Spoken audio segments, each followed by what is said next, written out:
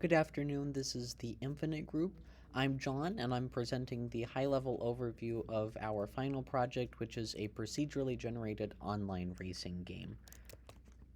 So a lot of our work these past couple of weeks has been deciding our system and the abstractions that we're going to put in place. So to represent our world, we've decided to create a collection of a few predefined biomes. Each of those biomes are going to have a certain artistic direction, and they're all going to share the same random variables when they generate their noise functions. And each biome is a collection of chunks, and a chunk is derived by first subdividing a flat plane and then generating a matrix from that. And from that matrix, we walk over each of the vertices and then sample a noise function. In this case, we primarily use the Perlin noise built into Godot's fast noise light library.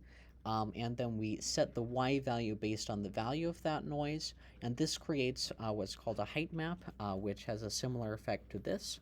And we apply that height map matrix to a collider and to the surface of the plane, and that creates a collidable terrain.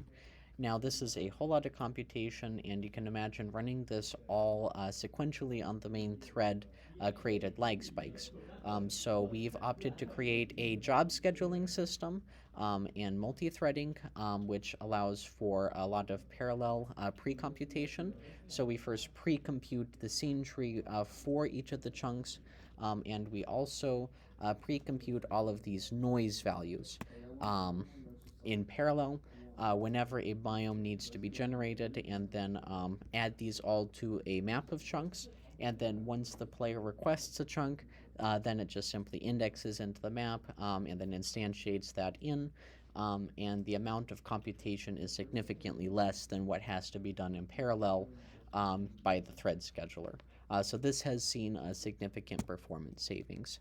The other thing that I've been working on is some sort of object placement algorithm. This uses a noise function such as Perlin and creates a height map, and then we set cutoffs on that height map depending on whether or not we place the object in, and the level of granularity based on how many samples and subdivisions we take allows us to fine-tune the lushness of the world. So that also allows for some interesting results.